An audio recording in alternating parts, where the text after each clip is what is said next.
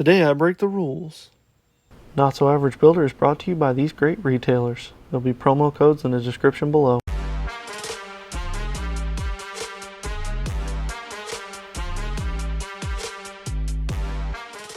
Hey guys, Tom here, and this is Not So Average Builder. Today, we're going to be working with these. Now that I've got the kit assembled, I want to talk about adding on extra bits. Now, I wanted one of them to be recessed. I was going to do all of them, but that is very time-consuming work. I got it in there, plus my milliput's not the greatest, so I just have to work with what I got.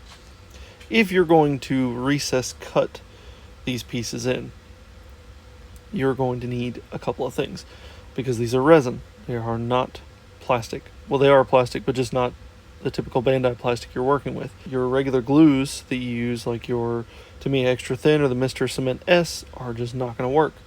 So you will need some good old-fashioned super glue. This is going to come in handy. Now, these things are pretty cool. They have their own little feet, as you can see. In order to get them off, you can break them off. But I've already done this once. Be extra careful. As you can tell, it broke. So, if you're going to work with these, take your time. To get these off, I just take my tweezers, go underneath,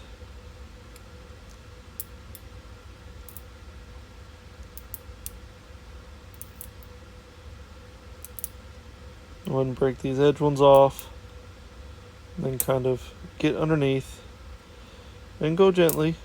You don't want to rush it.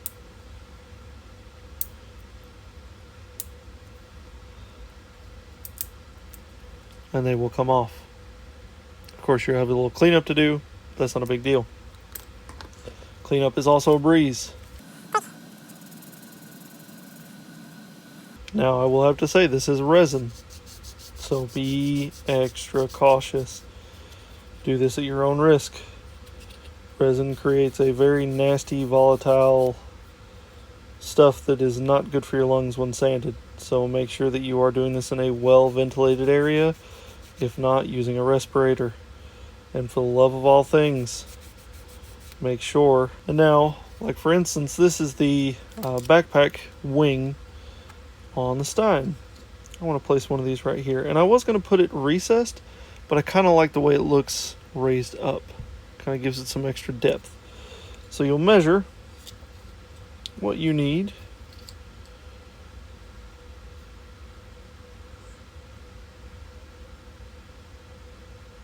And you have to remember too that it's narrow on here. If it was just a straight back surface, you could measure from the top.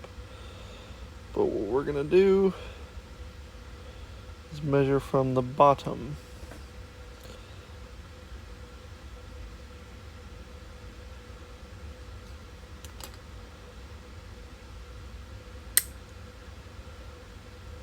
Cut it, snip any excess, and sand smooth.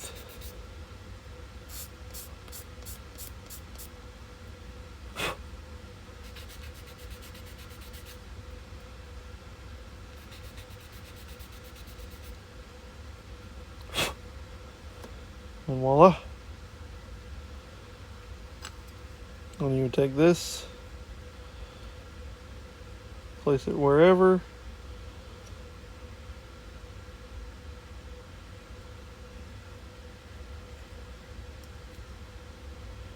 And essentially it would be permanently affixed. And I kind of like the way this looks. And these will be another video. I just got these in.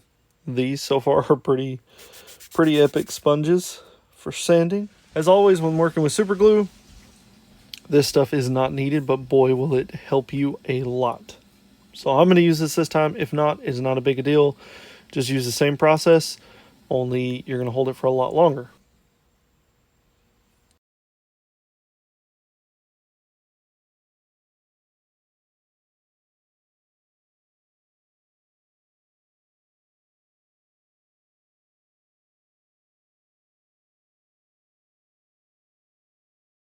Drop that on there, wait a couple seconds, and it should be good to go.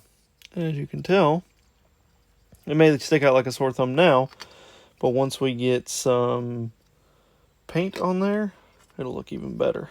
And that's it, guys. I mean, that's pretty straightforward, pretty simple. Remember, you have to use super glue with this stuff because it won't. You can also use resin as well, but you have to be careful because resin can essentially warp your plastic. Another way, and that is actually what I have here, is Milliput or any other two-part epoxy putty. I mixed up way too much. It doesn't matter because mine's pretty much almost done anyway. But make sure you wet your tools or whatever. I will do a whole video later on about working with Milliput until I just want to wait until I get more comfortable with it. But it will stick to anything. And it will stick anything to anything. So if you're looking to put something somewhere, then two-part epoxy putties like Milliput are really good. Green Stuff is also a two-part epoxy putty, and it will work wonders in placing your kit or placing parts on your kits. So I got the spoon sprayed, did a mixture. These are the base colors. I did a black on one side. You can really tell on Signal Red. This is black, this is gray, and this is just 2 coats each, you know, semi light, heavy, like a medium, I guess. The other one you can really tell, and of course they're not completely dry yet, so once they dry you'll be able to tell better, but you can tell it on there. You can't tell on these. You can see the line right there in the middle where I masked, but these colors do not have anything going through. Now here's a mixture, and I did write on the front of these. So this is Signal Red plus the Barley Gray. Kind of gave it a nice salmon color. And this is the Dark Sea Gray with the Signal Red. And it gave it like a, I don't know, almost like a metallic brown, or a brown color. This one is the Field Blue and the Dark Sea Gray. Didn't turn out too bad. This is what the Dark Sea Gray looks like, or the Field Blue. Wait, yeah, this is what the Field Blue looks like on its own. This is what it looks like mixed with the Dark Sea Gray. And even on the Dark Sea Gray, it made it a little bit darker. So it was a good color choice.